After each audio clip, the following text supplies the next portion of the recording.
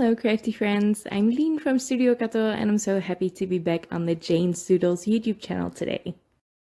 Today I am sharing a Christmas card using the Merry Mice stamp set. Now you know the drill by now, this has been true for my last couple of videos. I stamped all of these images from the latest release on a large piece of cardstock and I colored them all in at once. I made a bunch of cards. But today I am showing you how I colored these merry mice. And the set comes with this gorgeous little adorable toadstool house that is decorated for the holidays, but there is a wreath in the stamp set as well. And I will put that on the door too, so it's even more Christmassy. Now I am using my Ohuhu alcohol markers to color this in. Any alcohol marker will do, or any coloring medium of your choice. Jane herself always colors beautiful images, so check out the Instagram for the Jane's Doodles account as well, so you can get more coloring inspiration with these stamp sets, more cards and tags and everything you can imagine. Now I stamped all of these images out with alcohol marker friendly ink. I think I used Memento Tuxedo Black for this. It's been a while, so I'm not 100% sure. But I left the stamps in my Misti, and once I'm done coloring, I will stamp them again with Versafine Onyx black ink, and that will give me the opportunity to add embossing powder. And I really like that shiny, glossy outline you get, but you can't do that before coloring with alcohol markers because rubbing over the embossed outline might ruin your markers, and we don't want that. I've done this a million times before in my other videos, both here on the Jane's Doodles YouTube channel and in my channel as well. So I'm not showing that today, but once I'm done coloring these images, I am going to move on to cutting these out with my scissors, and then we can build the scene. If you want to see another card with the leftover mice from this set, you can head over to the link in the description below to see another card that I made, which is very, very different from this one.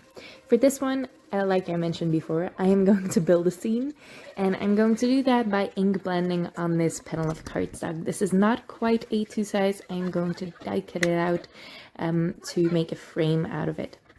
I am going to save the inside piece as well. You'll see that later.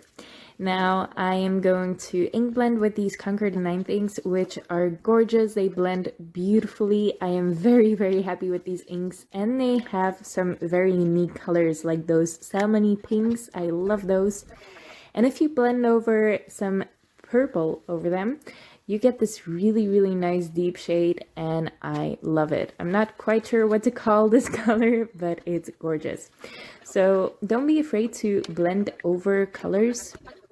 You can get some really interesting results, and it can stretch your supplies a little bit. You can also blend over colored cardstock to get a similar effect. Just make sure the color you're using as cardstock is a little bit lighter so you can actually see the dye ink on top of it. Now, like I said, I was going to die cut this out for a frame die, and I am going to layer some white frames behind this as well. This is a gallery frame die from Hello Bluebird. It will be linked in the description below as well if you're interested. And I am going to stack that up for some dimension, but I am going to use those inside pieces as well. I put them together here to add some splatter over them because I forgot to do that before die cutting.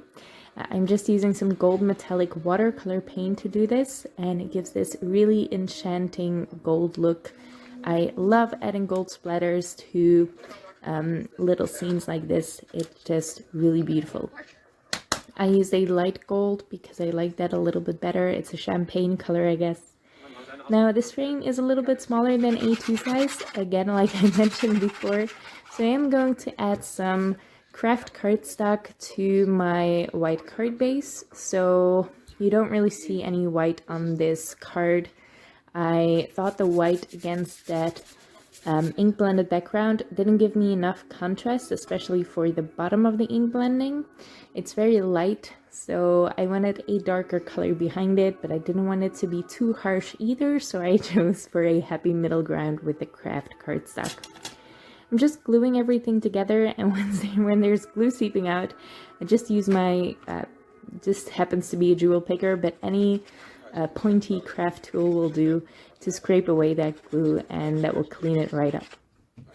I'm filling all the inside spaces as well with some glue so I can pop those back in. The paint is dry, but I'm still being a little bit careful with the splatter because I never let it dry quite long enough and I don't want to smudge it.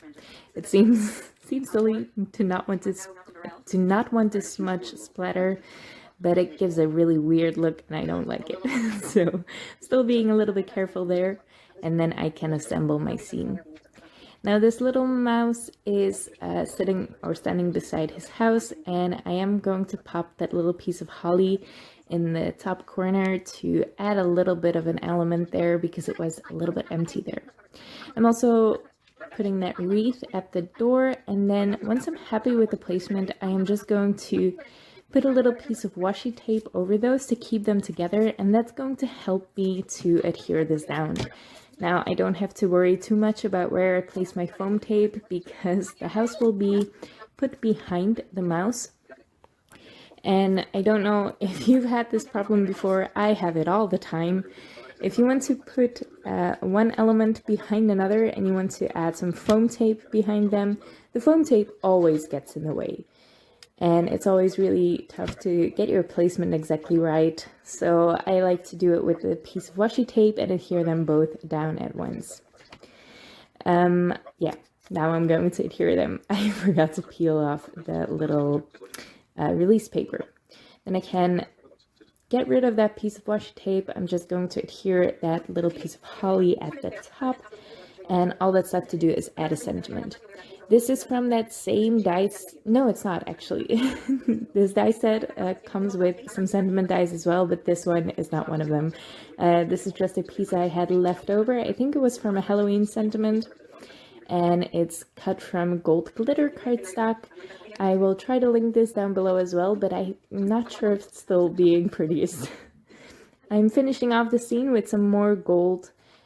These are gold embellishments from Pink Fresh Studio. They're the glitter drops, and I'm really enjoying these lately. So yeah, that's my card. I really love this Christmas card. It's not too obviously Christmas. It's still, it could be a birthday card for winter birthday as well. But I really like the more fall type colors. I think sometimes we need something warm at Christmas as well. I hope you liked the video, and I hope you liked the card.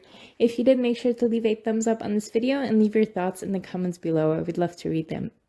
You can also subscribe to the Jane's Doodles YouTube channel if you want to see more of my videos, and you can also subscribe to my personal channel. I will leave that linked below as well. Thank you so much for watching, and I hope to see you next time.